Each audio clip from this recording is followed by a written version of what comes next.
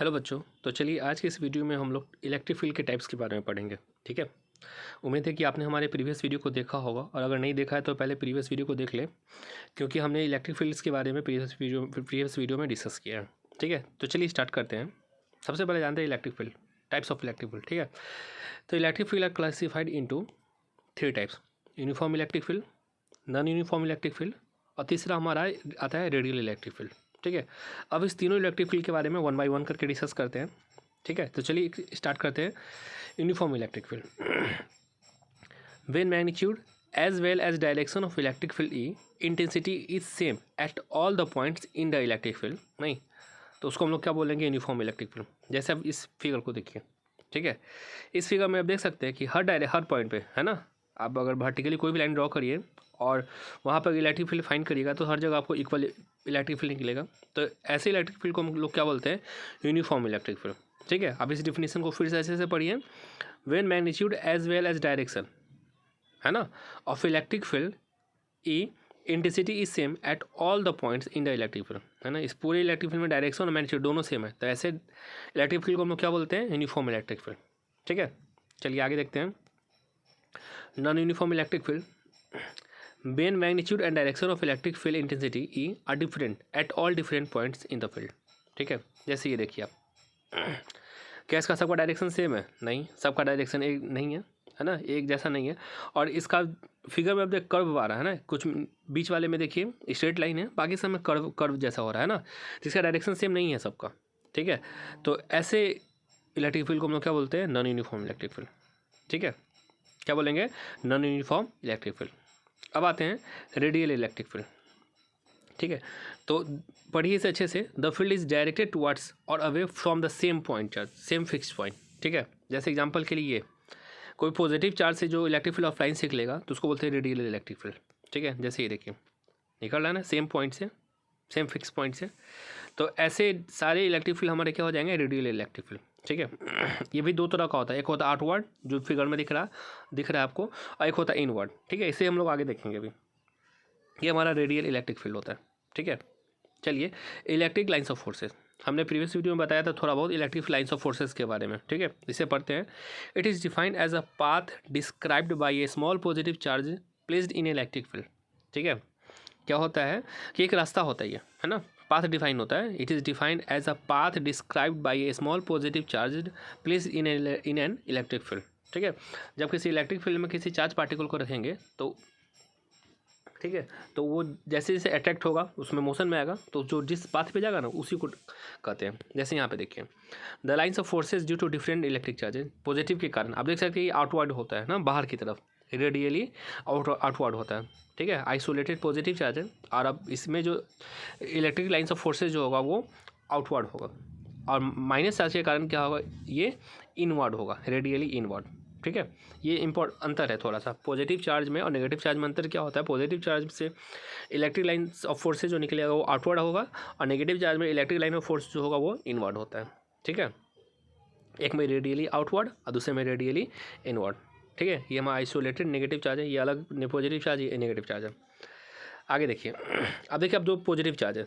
ठीक है, आप देख सकते हैं कि जो इलेक्ट्रिक लाइन ऑफ फोर्स जो लाइन्स है, इलेक्ट्रिक लाइन्स है ना, वो एक दूसरे को इंटरसेक्ट नहीं कर रहा, वो मुड़ जा रहा है ना, आप देख रहे हैं ना, क्योंकि दोनों से तो इलेक्ट्रिक लाइन्स ऑफ निकलेगा, पॉजिटिव चार्ज है दोनों, तो इलेक्ट्रिक फील्ड ऑफ लाइन्स दोनों से निकलेगा। ठीक है, pair of positive like charge. ठीक है, पॉजिटिव लाइक चार्ज अगर नेगेटिव होगा तो देखिए पॉजिटिव से इलेक्ट्रिक फील्ड ऑफ लाइन्स निकलता है, आप जानते हैं, और नेगेटिव में चला जाता है, तो ये कुछ ऐसा फिगर बना लेगा इलेक्ट्रिक लाइन्स ऑफ फोर्सेस का। ठीक है, पेयर ऑफ अनलाइक चार्जेस। और अगर कोई एक प्लेट है, मतलब रड है, दो रड है ना, तो एक की तरफ पर पूरा पॉजिटिव चार्ज हो, दूसरा पर पूरा नेगेटिव चार्ज हो, तो कुछ इस तरह से इलेक्ट्रिक फील्ड ऑफ लाइन्स होगा, इलेक्ट्रिक लाइन्स ऑफ फोर्स है। ठीक है, उम्मीद है कि आपको समझ में आ रहा होगा। ठीक है, तो plane conductors carrying equal and opposite charge, ये प्लेन है ना, प्लेन या रड बोलिए, जो भी बोलिए, अगर एक पॉजिटिव चार्ज है एक नेगेटिव चार्ज है तो इसका जो इलेक्ट्रिक लाइन्स होगा वो कुछ इस तरीके से होगा। ठीक है, अब आते हैं property of electric line of forces, ये बहुत इंपॉर्टेंट टॉपिक है, इसे क्वेश्चन एग्जाम में पूछे जाते हैं। ठीक है, तो देखिए अभी जो हम लोगों ने देखा है इसी से रिलेटेड इसमें कंसेप्ट सब है। पहला प्रॉपर्टी देखिए, दे स्टार्ट्स फ्रॉम पॉजिटिव चार्ज, ठीक है। इलेक्ट्रिक लाइन ऑफ फोर्स का सबसे मतलब पहला पॉइंट है कि ये पॉजिटिव चार्ज से स्टार्ट होता है ना, और नेगेटिव चार्ज पे टर्मिनेट होता है ना, and end at the negative charge. ठीक है, आप देख सकते हैं कि पॉजिटिव चार्ज से रेडियली आउटवर्ड होता है ना, और नेगेटिव चार्ज में रेडियली इनवर्ड होता है। तो इससे भी एक कंसेप्ट समझ सकते हैं। आगे देखिए, ये पॉजिटिव चार्ज है, नेगेटिव चार्ज है, पॉजिटिव से आउटवर्ड हो रहा है, निकल रहा है ना, ओरिजिनेट हो रहा है, और नेगेटिव पे टर्मिनेट हो रहा है। ठीक है, वही है, दे ऑलवेज ओरिजिनेट और terminate at right angle to the surface of the charge. ठीक है, अच्छा ये दूसरा पॉइंट है कि इलेक्ट्रिक लाइन ऑफ फोर्स जो होगा वो सरफेस के हमेशा परपेंडिकुलर होता है ना। दे ऑलवेज ओरिजिनेट और terminate at right angle to the surface of the charge, है ना। चार्ज के सरफेस के परपेंडिकुलर होगा ये, हमेशा याद रखिएगा, जब भी होगा परपेंडिकुलर होता है। पॉजिटिव चार्ज भी जो ओरिजिनेट होगा परपेंडिकुलरली ओरिजिनेट होगा, और टर्मिनेट भी होगा तो परपेंडिकुलरली टर्मिनेट होगा। ठीक है, they do not passes through a conductor, ये कंडक्टर के अंदर से नहीं जाता। ठीक है, ये कंडक्टर से क्या है, इससे क्वेश्चन पूछा जाता है किसी कंडक्टर के अंदर इलेक्ट्रिक फील्ड ऑफ लाइंस क्या होगा, जीरो। तो ये क्वेश्चन पूछ देता है, याद रखिएगा। जब अंदर जाएगा ही नहीं तो इलेक्ट्रिक फील्ड ऑफ लाइंस क्या कंडक्टर के अंदर क्या हो जाएगा, जीरो हो जाएगा। ठीक है, अगला इंपॉर्टेंट पॉइंट है, they never intersect each other in case two lines of force of intersect. हाँ देखिए, इन केस टू लाइन्स, हमारा कोई केस है जिसमें दो इलेक्ट्रिक लाइन ऑफ फोर्स अगर एक दूसरे को काटता है तो इसका मतलब होगा उसको दो डायरेक्शन हो जाएगा, जो कि इम्पॉसिबल होता है ना। इन लिखा हुआ है कि in case two lines of force intersect at a point it means that at that point electric field has two direction. ठीक है, सिंपल सा ये बात जानिए कि इलेक्ट्रिक फील्ड ऑफ लाइन्स एक दूसरे को कभी इंटरसेक्ट नहीं करता। ठीक है, ये 4 पॉइंट हो गया अभी आप लोग का, है ना। पहला क्या बताया कि पॉजिटिव से स्टार्ट होगा, नेगेटिव पे एंड होगा। दूसरा बताया कि जो ओरिजिनेट होगा या टर्मिनेट होगा वो दोनों राइट एंगल पे होता है। तीसरा, कंडक्टर से पास नहीं करता है। और चौथा, एक दूसरे को अभी इंटरसेक्ट नहीं करता है। ठीक है, इंटरसेक्ट अगर करेगा तो इसका मतलब हो जाएगा कि एक पॉइंट पर दो डायरेक्शन, जो कि इम्पॉसिबल है। ठीक है, अगला देखिए, the relative closeness of lines of forces gives the idea about the relative strength of the electric field at that division. ठीक है, जहाँ पे इलेक्ट्रिक फील्ड ऑफ लाइन्स ज़्यादा डेंसर होगा ना, ज़्यादा होगा, वहाँ पे इलेक्ट्रिक फील्ड ज़्यादा होगा नहीं, और जहाँ पे इलेक्ट्रिक फील्ड ऑफ लाइन्स कम होगा वहाँ पे इलेक्ट्रिक फील्ड कम होगा, है ना। इलेक्ट्रिक लाइन आप सब ऐसे समझिए, जैसे ये है।